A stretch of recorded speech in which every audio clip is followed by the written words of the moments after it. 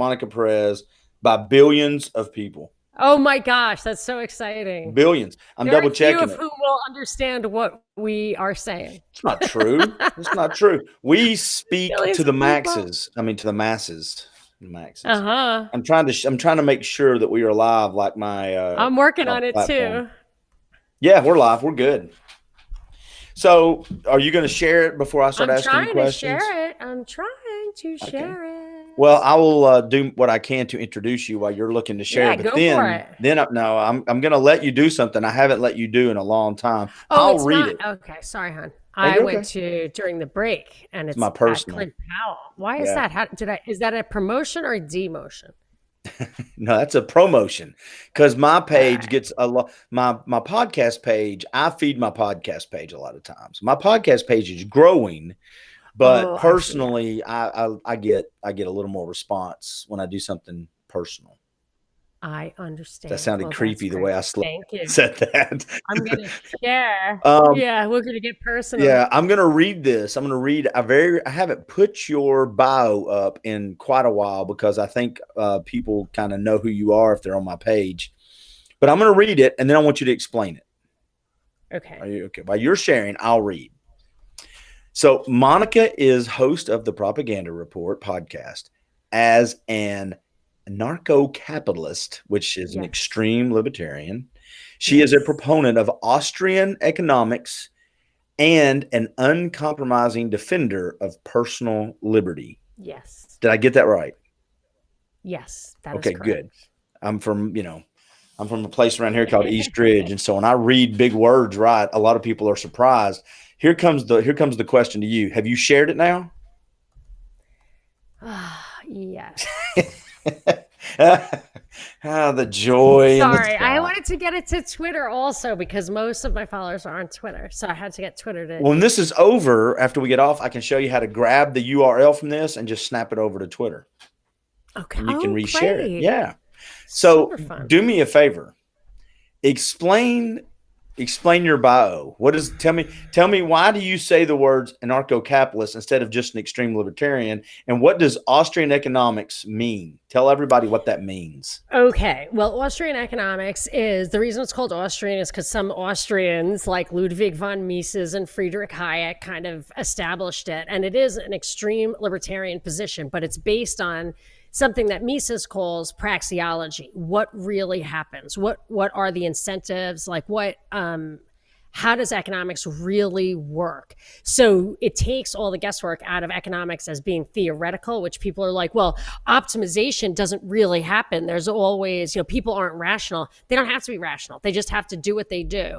And Hayek's great contribution, in my opinion, his greatest contribution was that the theory of information, which is what Wikipedia is actually based on, but he applied it to the pricing mechanism. He said all information, every single preference at every single personal level, 7 billion people and everything they want and need is reflected in the price at which exchange clears. So if you don't want to pay the price that it costs to make something, that thing stays on the shelf and that thing never gets made again. That's called supply and demand, right? Yes, but it's the perfect information that is in the pricing mechanism. So when you interfere with that, like a central control of economics or whatever, when you interfere with that, you create a lot of waste. And what the government's doing right now, bailing things out, changing the way we can exchange, it takes all that information out and they can make big, big mistakes that way. But as an anarcho-capitalist, I would say one last thing, and this is good. Also a Hayek thing, is this concept of spontaneous order, that society orders itself spontaneously. So that you would have roads, you would have security, you would have police, you would have money, you would have all of those things just by interacting. Once capital was created, once you had gone beyond barter, and you could actually compare the cost and price of all sorts of things, all over use of time and stuff like that, and start exchanging at a higher level, that exchange happens spontaneously because you want stuff and other people want to create it. And then the mechanisms that facilitate that, from roads to security to banks, will arise around that it's not a top-down thing that you need a government for. Governance itself emerges from that. You don't need a state, an overarching state with monopoly power, coercion for force and coercion. A great book to read about it is Our Enemy, the State by Albert J. Nock. But Murray Rothbard is the quintessential anarcho-capitalist. I think he probably invented the term. And Hans Hermann Hoppe is probably the scariest, but he's my favorite. You do realize that ship has sailed, right? What, the anarcho-capitalist? Yeah, I mean, just the whole idea of we don't need the big government. We don't need that part. I think, I'm not saying we can't kind of push back on it a little bit, but I think we're kind this could be ahead of us in that there was a time in history when questioning the existence of God was unthinkable. People they would not even understand what you were saying. And right. I'm questioning the necessity of government, and people think it's unthinkable. And I'm saying it may be a time when, and now the argument might be that technology gets so advanced that you need kind of maybe even technology itself to be the overarching controller. That's a scary thought, the rise of the machines. But I've seen the movie. We don't win. I'm not convinced yet. No, I'm not sure that's what has to happen. Look, but every time I talk to you, my brain goes back and forth from The Matrix to Terminator to 1984. Predictive programming. They put those things out there to get you ready. Well, it worked, and Arnold Schwarzenegger did a great job of it. And so did. And look, he became governor of California. Reeves, California. They called him the governor. Of course they did. Why wouldn't they? I mean, okay. So and I know you were saying that this may be where we're seeing that we don't need the big government. I agree to some point, but don't you think we live in a world now that we do need government? Does have some role. In other words, protecting us. Oh, I think government is more dangerous than not having it. I think it puts us in danger. So you think if the United States had no military? I think it has to. I think we could have the militias the way we were founded to have. That's not going to defend us against another country, though. Yes, of course it will. What are they going to do? Yes. Well, now Israel we can has an iron dome. Right, but I'm just saying, but that comes from the state. Here's the thing, two things. One is the state has a conflicts of interest. It exists. It gets money. It gets validation by us actually being in danger or thinking we're in danger. The second thing is the United States spends 50% of the world's defense dollars itself. Now, the entire rest of the world is not against us. We actually have allies, which means that we have an overwhelming advantage over our so-called enemies. What makes those enemies an actual threat to us? We give them the advanced weapons technology that we then say we have to escalate to fight against. We gave Iran Stuxnet. They're like, oh shit, we dropped a drone in Iran and now they have Stuxnet, so we have to double our defense budget to fight Stuxnet. It's like, you did that on purpose, just like Oppenheimer gave the bomb to Stalin. He did that for Lockheed Martin. He didn't do it for the communist cause. So in a world that we would live in, we would have no United States military. We wouldn't need it. I'm with George Washington. We do not need a standing army. Wow. I agree even with in the today's founders. world. Yeah. Yes, and you know what? We let go of the militias. If you read the Second Amendment, I'm 100% for universal gun ownership. I wouldn't even mind if it was mandatory. But that doesn't mean, and people are like, don't talk about the first part of the Second Amendment because it's all about the second part. I'm like, it's not all about the second part. It's 100% about the second part. But don't forget, the first part is where the answer is. In order to have a free state, you have to have a militia. And we don't have them anymore. It's not possible for us to have free states or states' rights. We need that. And this is just this should be like the Articles of Confederation, which was not validly overthrown. The Constitution was not validly a replacement for the Articles of Confederation. They just did it. And I love Fridays. Fridays. You're on your game today. Dude, wait a couple of hours and we could have a cocktail. I was getting ready to say, we've had that. We've tempted that with having some cocktails. Well, if you I I'll would do it. love that. I think that I'll would tell be them. a podcast What I worth do watching. for my patrons with Binkley is we do what's called a disappearing patron party. So if you're a patron to my show, which is the Propaganda Report, it's $5 a month and you get a lot of extra content. But we also do this thing where we every first and third Friday we have cocktails for 1 hour. It's 1 hour, 2 cocktails, no record. And but you could come on that show if you No want. record. I would also do it with you. I mean, we don't have to have no record, but on any Friday, I don't do that. Now, I don't want to encroach too much on what my one of the exclusive offerings that Binkley and I give together. It wouldn't be fair to Binkley. No. But I'm happy to have a cocktail with you anytime on air or off. I think it would be fun. And I'm pretty fun to party with. It's true. Well, you can imagine when I let my hair down. I don't know. I gotta, yeah. I think it would be a blast. I think we should try that because if you're this on and in depth right now, I can't wait till you're actually free. Oh to yeah, what you want. This is me in a box. Yeah. Well, we have 2 comments. I'll let you respond. Are you okay with that? Yeah, sure. Love it. Wayne Who Baker. controls the nukes? He's a buddy of mine I went to high school with, and who controls the monetary system on a global basis? And I think why does somebody have to control the monetary system on a global basis? Why not have the constitutional answer, which is gold? I think and I won't speak trying to read his the mind. The problem is who that controls the a nukes? Global monetary system. Well, who would have nukes? Who would have nukes? Well, we're past that point now, though. So if right now we try to go back to everyone should have nukes. This was Tesla's idea. He wanted to create a super weapon that everyone. It's just like guns. If you have more guns, you have less crime. If everybody had nukes, people would respect each other's borders. If nukes are impossible for us to live with, we're going to destroy ourselves anyway. The only people to ever use nukes. There's some people I don't want to have guns, though. There's some people I don't want to have guns, though. Well, you have no right to, unless they've done something. Can I go take their guns if I don't like how they're using them? If you give them a jury trial. Okay, but I'm saying if I'm Clint Powell, I'm saying the only people who's ever used a nuke, it has been the United States, and they used it on innocent people who had already offered to surrender under the same terms that we actually accepted their surrender in the end. So, we said unconditional surrender, and they said we just have to keep the emperor in place, and we said no. We killed all their civilians, and then in the end, they said we're never giving up our emperor, and we accepted not unconditional surrender. There is still an emperor in Japan, so.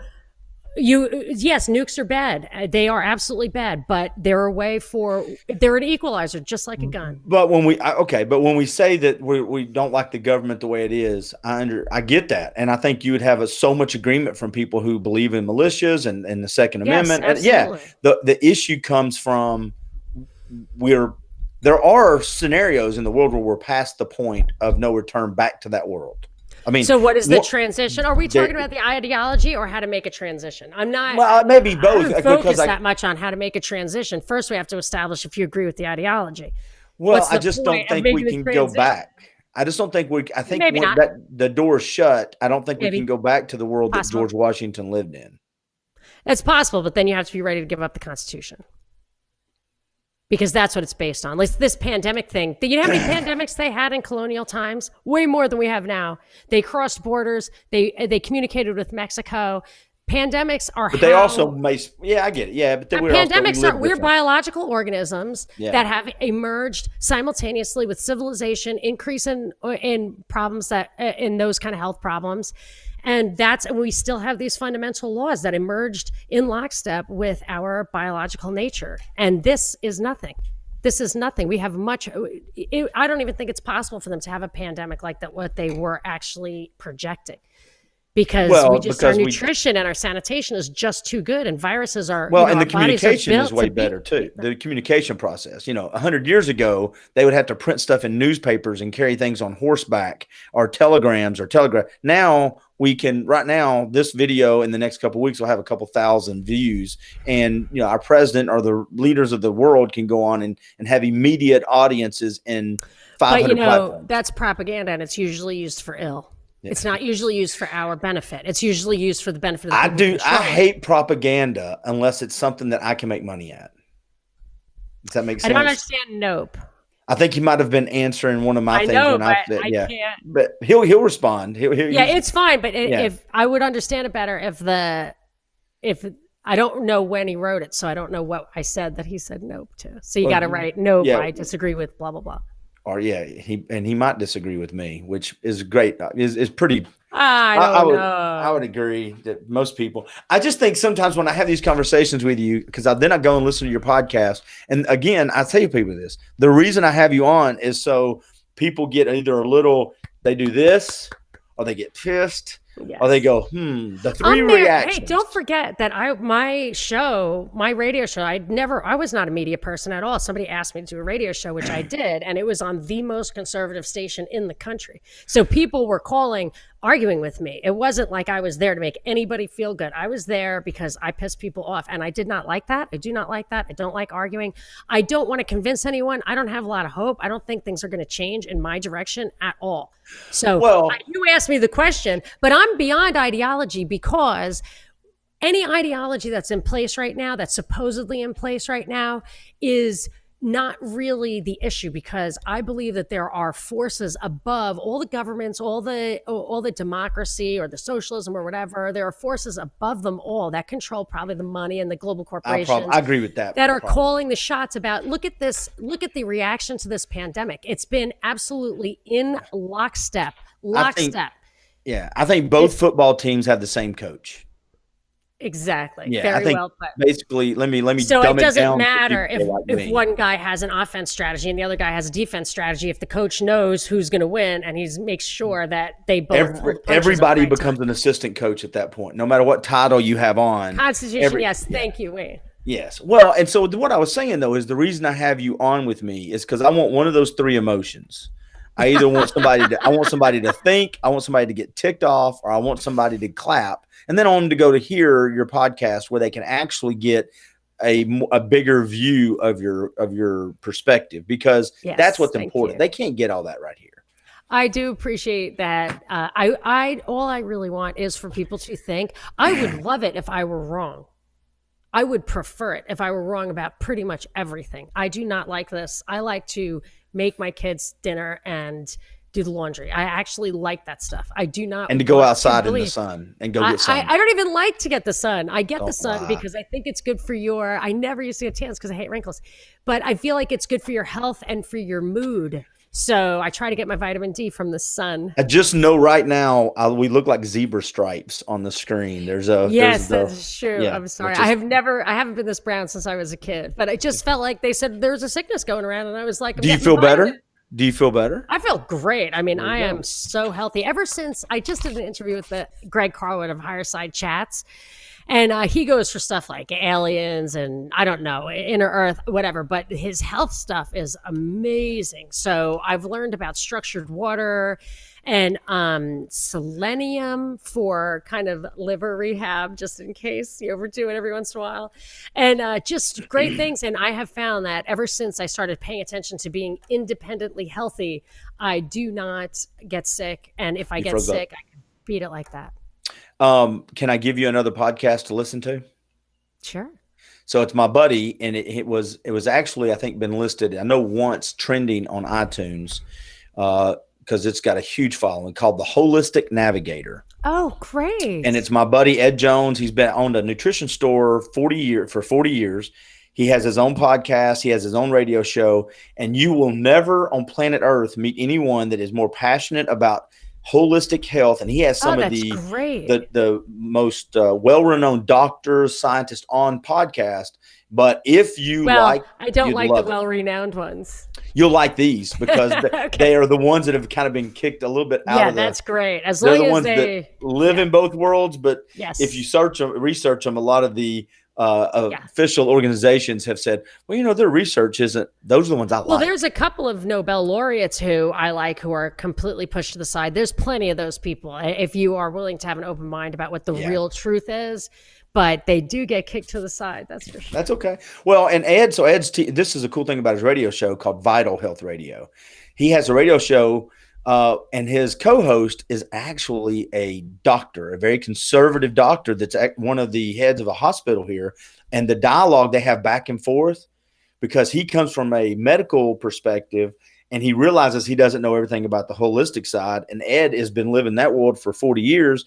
And so it's good because every now and then they give each other a little pushback, and you can actually hear them both kind of learn a little bit, which That's is very great. cool. I mean, that's what I look for. That's why I don't mind getting into an argument, because I like to think about it. I mean, you might be right. We might be too far gone. But for me, like Obamacare, I am an anarcho-capitalist. I don't believe in this system at all. But when Obamacare started coming down, I was like, look, I owe it to my kids to try to keep that from happening, because once more than 50% of the economy is government, like highly government regulated, dependent on that, then you get like where in England, the conservatives are not what we consider conservatives. They're just people who want to run the social state more efficiently. Like that's their thing. You can never get people to vote for smaller government when more than 50% of the people depend on the government for their livelihoods. Right. So Obamacare was more than just a healthcare problem for me. And so that was the first time I became really, really politically active, except for when I used to march on Washington for the right to life with my mother when I was a kid. But that was her thing. And this, for me, I went and marched every time there was a march against Obamacare. I went. It was a power grab. I mean, and I can say that not just about Obamacare. This is where I could be wrong, but I think most things like that, when they're big sweeping, it's always based. We have these conversations around budget and monetary and the money and the taxes, and we got to have those conversations. But at the end of the day, they're power grabs, because if we can control more money as a government, then we can control more votes. We can, and once you become dependent more than on the money, it's you're dependent for the health. And I actually think that by sucking you into where you're healthcare dependent, you have this healthcare habit. I call it the doctor addiction. And I think this lockdown is helping us kind of break free from that. But that's when I started to think, when we all have to funnel through that narrow pipe, we are not going to get the health care that we want or are used to. And I need to stay healthy, because I am not sure I'm going to have access to doctors when I'm old. Well, and so I always look at it, that when you say you go through that narrow pipe, I almost look, and I don't know how to, I won't try to use my simple movie mind, but there's holes in the pipe and people get filtered out along that journey. And you know what I'm saying? I mean, it's almost like a sieve. We're pushing people through it. And okay, this one, because we don't have the incentive of people to go make money as a doctor anymore if we go down that road. That's the other thing. It's both things. You increase demand while you reduce supply. And now they have this thing of concierge medicine coming up, and then telemedicine. So for the rich people, you have concierge medicine. It's much worse than what it was before, because people don't understand. We had Medicare and Medicaid. All the poor people and the old people got socialized medicine. The only people who are being forced now to get socialized medicine are the people who could have afforded and did afford their own health care previous to that. That's it. They're the only people who are affected by it. And now you're pushing those people into the two polar opposites, where they have concierge medicine, or now they're pushing telemedicine, where you don't even ever get to see a doctor. Which I wish we could just go back to home visits. Fine, let's get doctors to do home visits. Well, I would love that. The American Medical Association came in like 100 years ago, or however, when it started, and they deliberately restricted the amount of medical schools and increase the amount of training. You need to have generalized training and stuff, because they felt that doctors weren't making enough money. And there used to be like community insurance. So like especially in poor neighborhoods, like 100 people who lived on a block would chip into the pool. And when somebody was out of work, they would go take care of them. They'd bring him food, they'd pay for the doctor and everything like that. And they'd keep going to his house, poking at him. You feeling better? Feeling better? Feeling better? And then the guy, if he wanted to stay in the program, you had to take a walk around the block. If he wasn't coughing, maybe he was feeling better. So that's how you police it. But you can't police it at 325 million people. And you don't need 300. Think of, we're such a huge country. All these socialist countries in Europe are a tenth of our size. So why does California need the whole fucking world to be socialist? Yes. Why can't they just be socialists? Like New York and California, they're like countries. Let them be socialists. Why have to drag Tennessee and Georgia into it? But again, we're talking about doors that we've walked through and shut, and I think have kind of been welded shut. I don't think. I know the answer actually to that question. People think like, why are there Democrats in these rich places? It's because the government connected rich knows that they need big government. See, like the blue states, which I hate that. The red states, I hate calling Republican states red states. What a scam. CNN did that. We're red states. It shouldn't be red state. Red is communist. Why the Democrats should be the reds, but whatever. So the blue states. You are on fire. I know. Did I have extra coffee? I don't know. Keep going. Just keep going. So because I didn't do a drive time news blast today. Oh, so you're getting it you. all. Yes, you got it in you. Normally I have 45 minutes. I've already vented. Well, see, so the other thing I think is sometimes people remove one very important element, whether you're talking about socialism or capitalism or whatever your view is or my view or different. It's called human nature. So I think that if you went to where we're all a socialist country, 100% socialist country, that's awesome. Here's what's going to happen. The people with the power are going to get the health care they want and they want for their family. Period. End of story. Why? Because Clint has the power and Monica doesn't. Monica, you go through the system. I'm going to get the guy to come or the girl to come to my house and take care of my kids. And it's the same thing with capitalism. If you go to the other extreme, I'll get together with the other really, really rich people. And if there's no barriers on it, I will make sure that you cannot get ahead. I don't think in a capitalist society there's anywhere near the disparity between rich and poor as there is in a socialist, because 100%. The rich guys can't stay up there with. I don't even believe in patents and copyrights. Well, see, my theory on it though is we remove human nature and we remove the battle between the good and the bad. The only reason evil people have been defeated on planet Earth is because there's good people. And the desire, this is what I think is really weird. I always say this to my kids. Good people, we need our monsters too. You've got to have good people with good hearts willing to do some of the things that we call bad people with bad hearts do. Because if our villains to teach your kids how to be good. Yeah. I mean, I understand. I've I think I use good people with. So we're going down another slippery slope. It got thrown around forever. The toxic masculinity got thrown around forever, and that drove me crazy. I'm a big fan of masculinity. I am too. I'm just full of it. And the problem with it is you are full of it. I am. It's so many levels. The problem is though, I when I try to have a conversation with my daughter or my son is human beings. Whether you're a boy or girl can be toxic. No matter what, too much of anything becomes corrupt.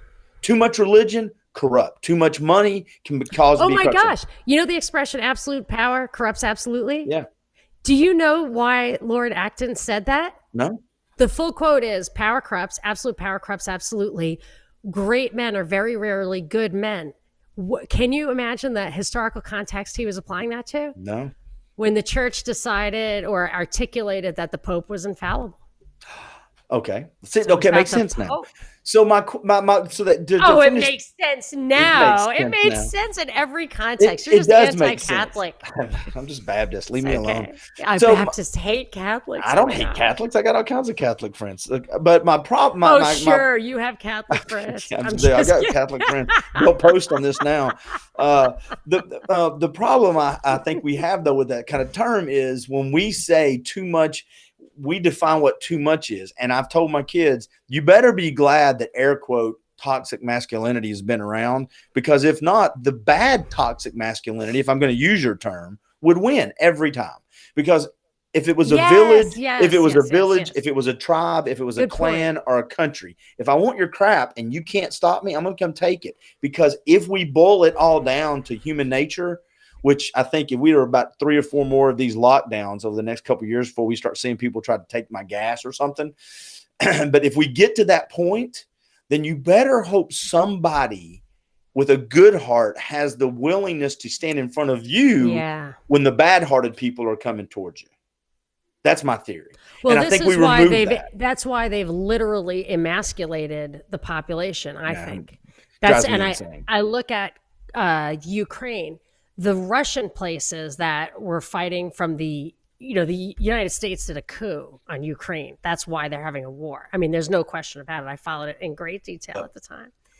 And the guys who were fighting were like farmers and, they had industry there. They would say that's why the West could not take over those Eastern provinces, because those were real men who they were like, don't send your pansy asses over here and don't even give us your money. Just send us guns and we got this. We'll take And I was care of like, it. they know how to do stuff. They can fix their own equipment. Like, those guys are men. And I don't know how they got that way. I think it's just because, like what Patrick Henry said, you're not going to have a free country if we are not farmers. But again, well, we're seeing it now. I mean, I've got one of my good buddies here owns a Oh my company gosh, called we are the seeing it Barn now. the Barn Nursery, and I had him on a radio Yeah. show the other night, and he said people growing their own vegetables now is going Yes. through the roof Yes. because they're learning you don't have to have acreage. If I've got a little plot, if I've got a little box on my deck to start off with, I can grow my tomatoes and my Yes. cucumbers, and I can become more self-reliant. Absolutely. I'm a big fan of the potato.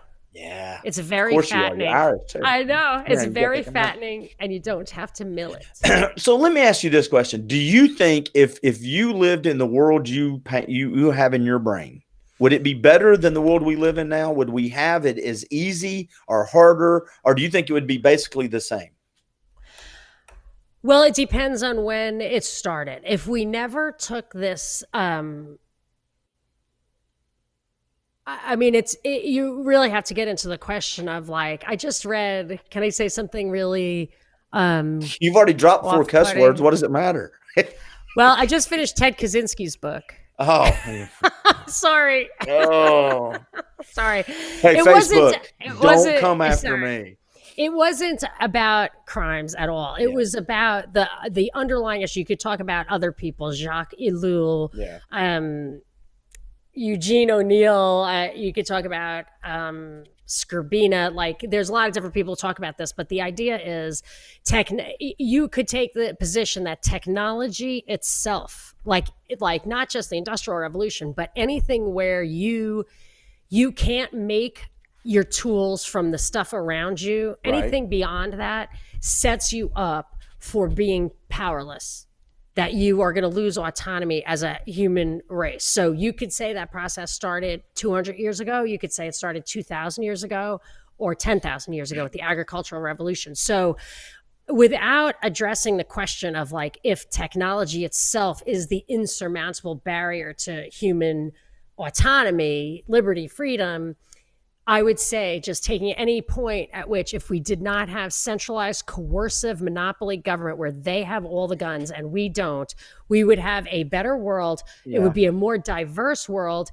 It would be a less bifurcated world in terms of wealth. I think you would have a greater variety of things. I think you would have best practices. People would be healthier and work less, and they'd be happy. But I think where we're at, so when I hear that, yeah, but if you I want to say start yes. right now, that's Well, a different no, question. even if you go back, I think if you go back and reset the clock, the utopian picture that true socialists paint, because what you hear is it's never been tried here before, or it's never been tried the right way. I think that is a mirage. I think that's propaganda, because at its core, I don't think that exists. I think because human nature will not let that exist. I also think if you go back and start over, the evolution of technology to make things easier on ourselves, because I don't want to churn butter every night. How can I make this easier? I know, me too. I think we end up back here, even if you started over and wave from the very first day. Don't do this because you're going to end up like that. Like 2,000 years. Amish. They're going to The be like, Amish are no. doing that. Yeah, The I Amish don't are want doing that. Yeah, I don't want to wash my clothes like this every day. I want to spend more time, on Twitter. Yeah, right.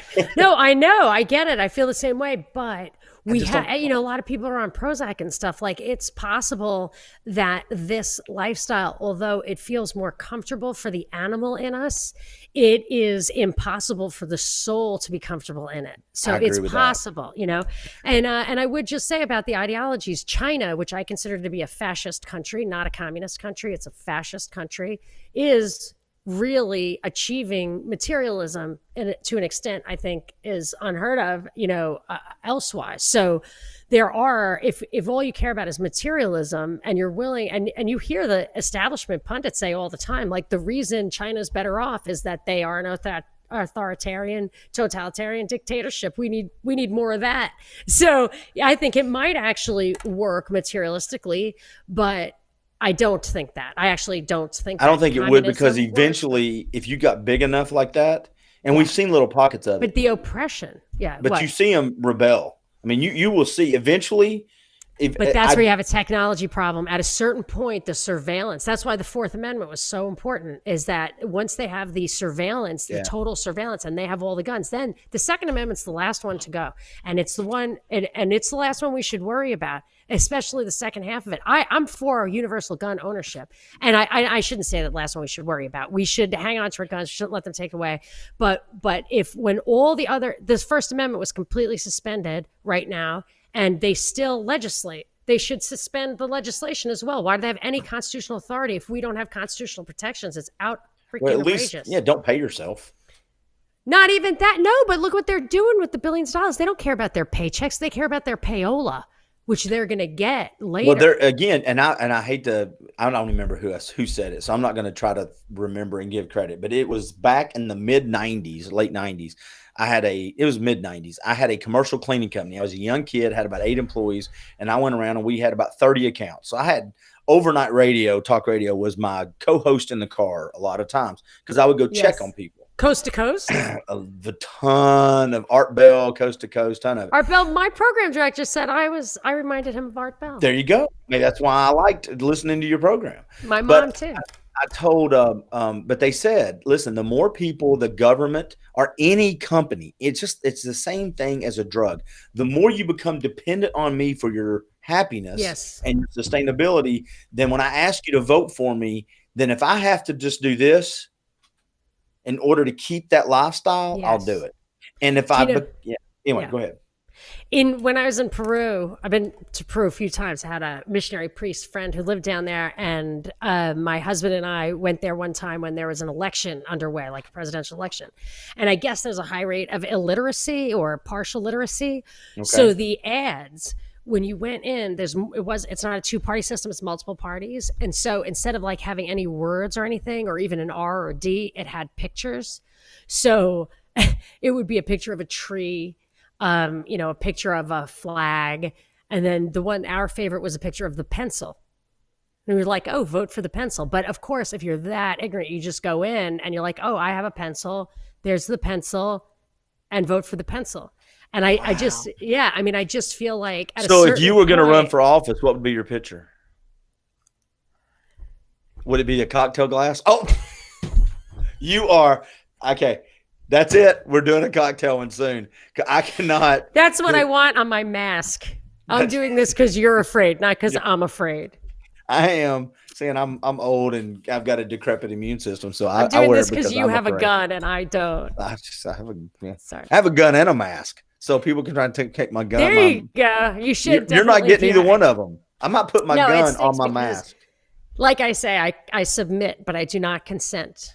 Sorry, am I losing your audience? I'm super sorry. You're not losing my audience. Are you kidding me? I have had nothing to drink today besides, I guess, one That's too a many cups lie. of coffee. That's just a lie. You're not telling the truth at all. That's just not, the truth is not in you today. That's fine. It's all truth. I only have truth. What are you talking about? Hey, okay, so looking back on your week podcasting, have you had a favorite podcast moment outside the virus? Can we talk about either an interview you had or another topic that got your... It was a thrill for me to talk to Greg Carlwood of the Higher Side Chats. That was great. So you can go find that at thepropreport.com, which is my website. What was that? So anyway, I was swear I'm watching this again myself tonight. Oh this my is awesome. gosh. No, I have to pretend like this disappears forever and it's just you, me, and Wayne. That's it. If it's just the three of us, I'm comfortable. Nope, we've had a good spike in views today, so it's good. No. It's been awesome. So they can go to thepropreport.com and find. Yes, my most recent interview is the Higher Side Chats there. But my drive time news blast, I mean, we are. I can't believe it because there's no drive time. I saw a bikini back there. Yeah, I'm almost finished. Did you see a bikini walk by? I was looking down, but it wouldn't surprise me. So I know you may have to go. Do you have time for two more quick things? That was the boy. Okay, no problem. As long as everybody's got clothes on, I think we can keep the video up. Well, they're probably clothes, but you can't tell by looking at her. Are you wearing anything? So I'll just do this for the remainder. All right. So Monica. Oh my God. Well, if it's only you, me, and Wayne, it's not a problem. But if it's not. If there's anybody else watching. Okay, so thepropreport.com. Yes, and that's where we do the drive time news blast, which is every day. I took today off.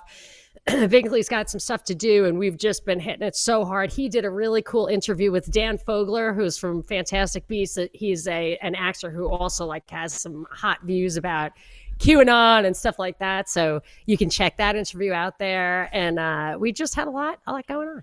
All right. Well, I'm going to encourage people to go to that, to listen to your podcast. Go check out my Facebook page if you're on it now. Just scroll down and look at the one I did with Marty Ray, the Marty Ray Project. Yes, we'll do that immediately. You're going to love it because he's just if you're an out of the box thinker, he is when it comes to music and performance. All right. So I'm going to wrap it up. Me and my daughter, the last 3 weeks, twice a week, have been playing a game of Would You Rather. Did I already ask you these questions? You told me that we would play the game, but I haven't heard it yet. Okay. Well, I'm only going to ask you 2 or 3 and we get like 100 comments. It's just fun to play along with.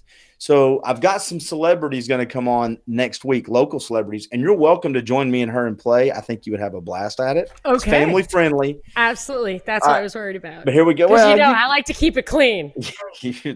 You're the cleanest person I know on the podcast. All right. So here's the questions. I'm only going to ask you 2 or 3 and we'll be done. We'll be finished. You ready? You can only eat one for the rest of your life. Monica Perez, pancakes or waffles? Waffles. Because it's got the little butter holders built in. Well, no, because it's like got more surface area, so it's crispier. See, I like it crisp too. Okay. Yeah. You can only have one for the rest of your life. Monica Perez, tater tots, French fries, or onion rings? Tater tots for sure. Yeah, that's becoming the most popular answer. Extra crispy. Okay. And you can only have one superpower. You're going to be part of the Marvel group. We'll let you in the group. What's the one superpower you have? You only get one. But that's not a would you rather. Would you? Okay, I'll give it to you. Well, we also do if you could, but I'll flip it up. If you could have super speed or super strength, which do you have? Ooh, that's a tough one. I can actually make it harder. Super strength or with the ability to fly? Fly. I've wanted to fly since I was just squirted out of the womb. I've been like, I need to fly. Last one, right here we go. Would you rather know the future or be able to read minds? I don't think the first one is possible, so I'll take the second one. I don't think any of them are possible. No, I mean, I don't think it's possible to know the future because of free will. Oh, let's see, another you can't help it. You go straight down another podcast topic. Dadgummit. Write it down. Dadgummit. You should have a little pad. You should write down all our stuff. It should be dedicated to our chats. Right there. Oh, nice. All right. I'm either taking notes or ordering myself penicillin. I look like a doctor. Oh, penicillin. You should stockpile penicillin. And if you have guns also, I'm nowhere I'm bugging penicillin, out whiskey, bullets, and guns, and mask. Dude, you're my bug out destination. Welcome to Mad Max. I don't care about the mask. I'll wear one for you. Thank you. But not for me. And just don't cough. All right. Let's do this. We're at 42 minutes. We're going to wrap this one up so you can go handle your bathing suit family that's ready to go play, I think. We'll do this again next week because this has been fun. Yes. And the next one after now soon. I'm worried. I'm going to have a panic attack. Real quick, let's calm your nerves because I want to do the cocktail thing with you. I think that would be fun. But tell me what you would be worried about. I just have it in my mind that this is just us having a chat because we start talking for 5 minutes and then you just go live like after I'm totally comfortable. Right. And, maybe, I'm really good at this. Maybe I'm obnoxious. That's what I'm worried about. You're not obnoxious at all. And coming from somebody that was on one of the conservative radio stations in Atlanta, if somebody goes, I don't like her views, nobody ever says that. You don't care. I don't care about the views. I don't care. I just don't like to be abrasive. I think you're not abrasive. You like masculinity. I like masculinity. I like femininity. So I don't like to be, tough, broad. I hate that. You're not. Let me put your mind at ease. Okay. You have not been abrasive. You've been nothing but polite. You've not been fresh. You have been nothing but a professional. Him the last time I was like, was I too fresh and I was like, show today? I feel like I'm on like a James Cagney, Humphrey Bogart, Casablanca. Or the Prince of Bel-Air, Oh, yeah. See, I go old But school. I didn't mean any of that. No. Am I too fresh? Am I a tough broad? No, you're great. Tough broad. Yeah, this is fun. fun. I have to say this to my mom. This is what my mom will like, except for she does not like the vulgarity. She's like, it's not like you curse or swear. Those are sins. You don't curse or swear, but you do use vulgarity, and it's not very attractive. She's not going to like your impression of her either. Oh, I asked her if she minds when I do an impression of her. She says, you do an impression of me? Well, I can't edit this. That's how good it is. Oh, no, she doesn't even hear it. She doesn't even. What do you mean? She just hears herself talking. Yeah, because it's right. Exactly. She filters out the Brooklyn accent. It's pretty funny. It's really funny. And so, no, you've been perfect on this podcast. I will go as far as to say, what do you think, Wayne? Probably one of our best podcasts. You've got Wayne with you? You've got Wayne with you. Yeah, he's not. He's gone. He laughed at our one of our jokes. He's still there. We still have. I think he's still probably there. All right. And he will join us next time. All right, everybody, go check out guys. Thank her podcast. And real quick, support it. Do you have Patreon? Oh, we are really such a bargain on Patreon. If you are a patron, it's $5. You get a 45-minute daily show and 2 monthly disappearing patron parties. So you got to figure out how to do the subscription part. So how do you give them extra stuff? I need to figure that part out. It's easy. It's just Patreon. It's pretty easy to just walk it through. And you can also have different categories if people just want to support the show. We try to keep it cheap because we want a lot of people. Oh, Wayne loved it. Thanks, Wayne. That's all that really matters. Now. I'm not going to have a panic attack like I usually do. Go do. have a cocktail and watch your kids swim. This is why I drink.